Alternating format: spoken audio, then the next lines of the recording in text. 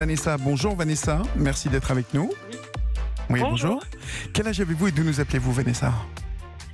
Alors, j'ai 35 ans et je suis de Cannes. De Cagnes ou de Cannes?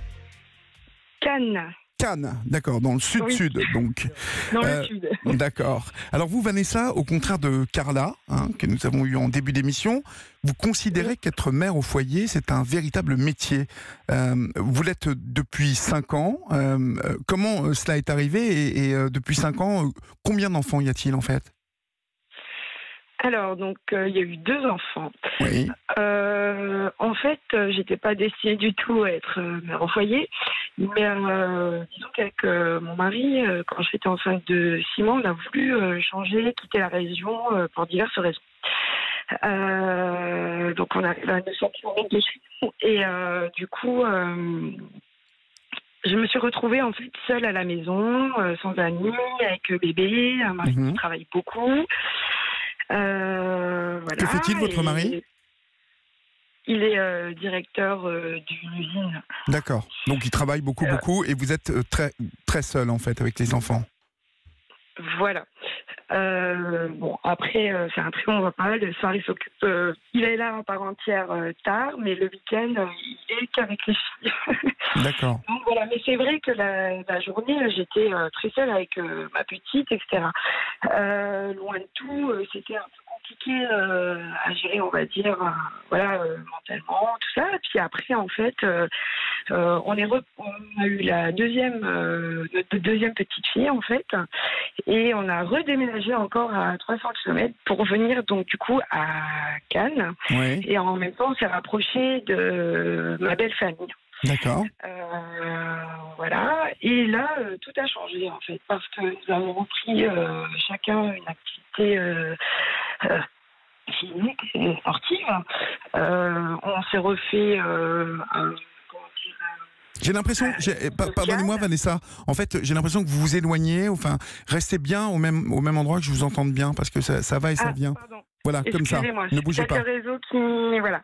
Et donc, voilà, je veux dire, on a retrouvé une vie sociale, Ouais. une vie, et ce qui fait qu'aujourd'hui, l'épanouissement est venu, je me vois plus être ailleurs qu'à la maison, parce que je refais des activités en même temps.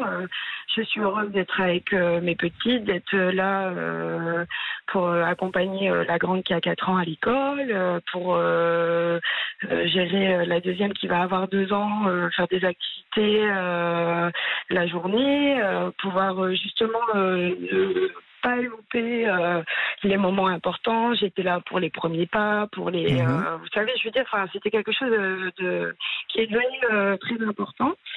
Et, mais j'entends quand même que vous êtes en train de m'expliquer que vous êtes devenue très présente et presque, si je traduis ce que vous dites, vous étiez H24 pratiquement avec vos enfants, hors week-end où le papa a l'air de partager beaucoup de temps avec ses filles, mais que même si c'est beaucoup de bonheur, ça a l'air d'être beaucoup d'occupation, beaucoup de travail, et vous sembliez ne pas être d'accord avec Carla qui témoignait au début de cette émission, et que finalement, parents au foyer comme ça, c'est un vrai métier.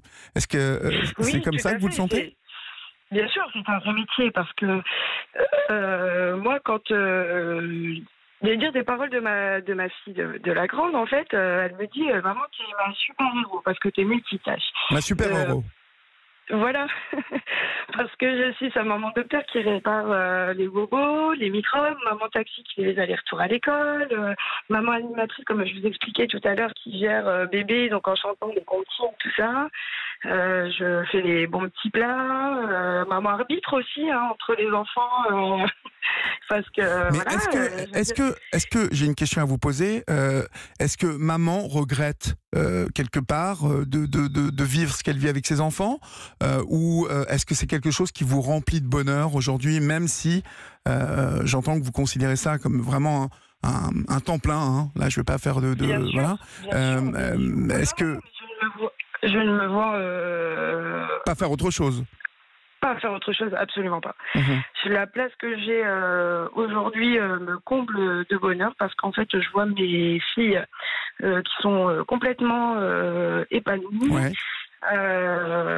Voilà, je vais dire mon mari qui gère pas le stress, je vais dire mon Dieu, la nourrice elle est malade, comment on va faire avec les enfants, etc.